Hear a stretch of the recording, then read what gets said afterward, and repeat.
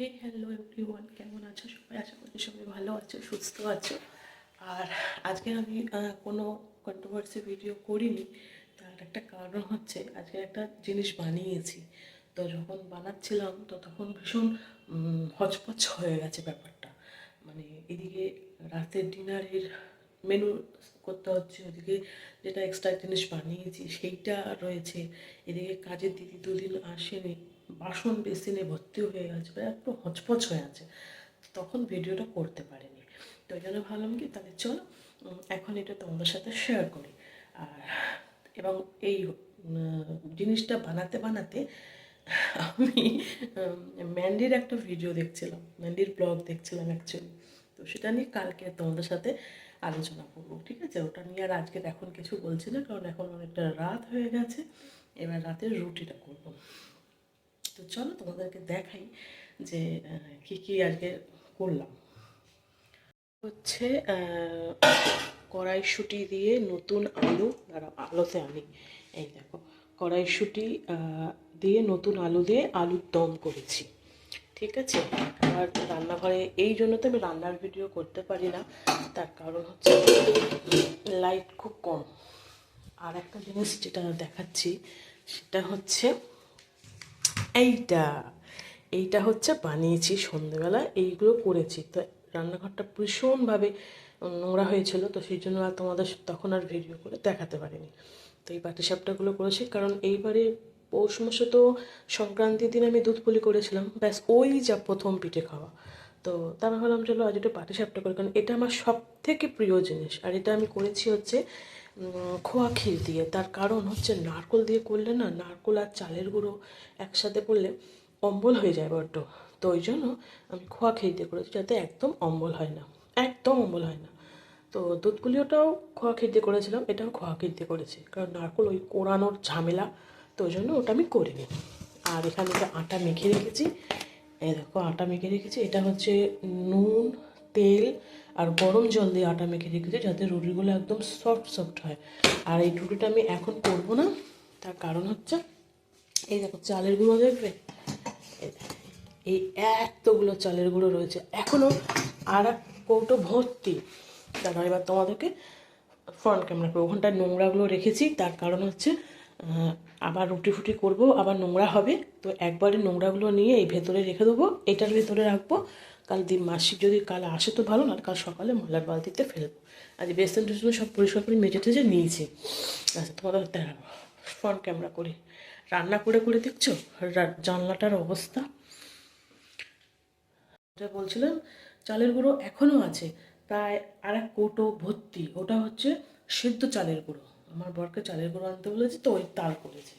তো যাই হোক, এই জন্য আজকে আর কোনো সন্ধে, অ্যাকচুয়ালি তো আমি তো সন্ধ্যেবেলা কন্ট্রোভার্সি ভিডিও করি, খুব রেয়ার হয়তো সকালে টাইম পেলে সকালে করলাম, বাট আমি তো সন্ধ্যেবেলায় করি। তো ওই জন্য সন্ধ্যেবেলা আজকের এই এই কম্বো এই কম্বোটা করেছি, যার ফলে আর সন্ধ্যেবেলা ভিডিও করা হয়নি। তো এবার রাতে শুধু গরম গরম রুটি করব আর হচ্ছে খাবো, ঠিক আছে? তো আর রসগোল্লা তো আসছেই, অন দ্য ওয়ে রসগোল্লা। চলো ভালো থেকো। ছোট্টর উপর একটা ভিডিও এটা পোস্ট করে দেবো, একদমই ছোটোর ওপর, হয়তো 2-3 মিনিটও বোধহয় হয়নি। হ্যাঁ মানে ওরমই হবে 2-3 মিনিট। যাই হোক, ছোট্টর উপর একদম একটা ভিডিও করলাম। কালকের আসছি ম্যান্ডিকে নিয়ে, কারণ ম্যান্ডির যা আমি আজকে দেখলাম, মানে আমি তো কাজ করতে করতেই তো ভিডিওগুলো অ্যাকচুয়ালি দেখি, এমনিতে তো হয় না সময়। ওখানে কিছু রান্না আছে, কালকের মাংস একটু রয়েছে, এক পিস ট্যাংরা মাছ আছে, তো ওইগুলো ভাবছি ফ্রিজে ঢুকিয়ে দেবো, যদি ছেলে মাংস খাইয়ে দেবো, নাহলে দেওয়াকে দিয়ে দেবো। তো এইগুলো করে মোটামুটি আজ রাতেটা হয়ে যাবে। তো চলো কালকের আসছি ম্যান্ডিকে নিয়ে। কারণ ম্যান্ডির তাও পুরো ব্লগটা আমার দেখা হয়নি, অল্প একটু দেখেছি। দেখে যেটা মনে হলো সেটা কালকের ভিডিওতে বলবো, ঠিক আছে? তো চলো সবাই ভালো থেকো। একদম ভিডিও তো না দিলে নয়, তাই ছোট্টর উপর একটু ভিডিও দিলাম। চলো সবাই পাশে থেকো।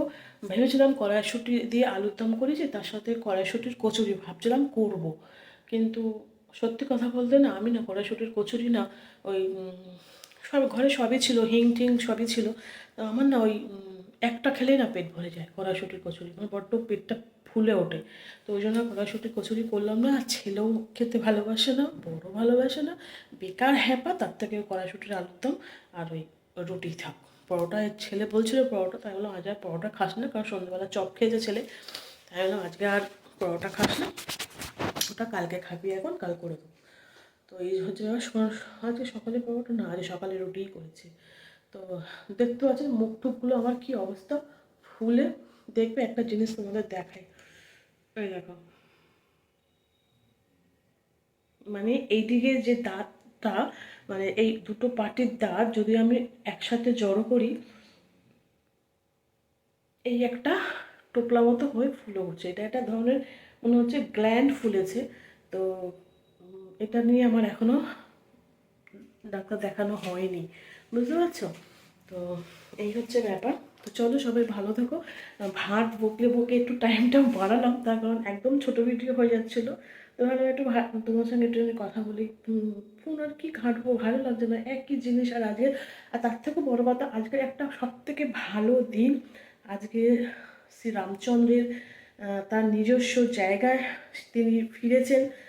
500 বছরের যুদ্ধ জয় করে উনি ফিরেছেন। আমাদের সনাতনী ধর্মের জয় হয়েছে। খুব ভালো, আমার মানে ভালো লাগছে এটা ভেবে যে হিন্দু হয়ে জন্মগ্রহণ করেছি।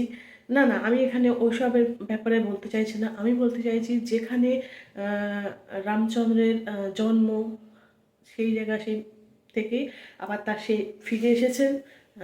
উনি 500 বছর যুদ্ধ জয় করে, আইনি জট পার করে। খুব ভালো লাগছে, খুব ভালো লাগছে। আমাদের সনাতনী ধর্ম বেঁচে থাকুক এইভাবেই। আস্তে আস্তে আর কি বলবো, বেশি কিছু বলবো না, কারণ এটা সোশ্যাল মিডিয়া, বেশি কিছু না বলাই ভালো। বাট ভালো লাগছে, খুবই ভালো লাগছে। একটা ঐতিহাসিক জয় হয়েছে, ভীষণ ভালো লাগছে, ভীষণ খুশি আমি। তো চলো সবাই ভালো থেকো, সুস্থ থেকো। আর আজকে এই ছোট্ট একটা নোটের উপর একটা ছোট্ট ভিডিও দিলাম, যদি ভালো লাগে অবশ্যই একটু লাইক করো।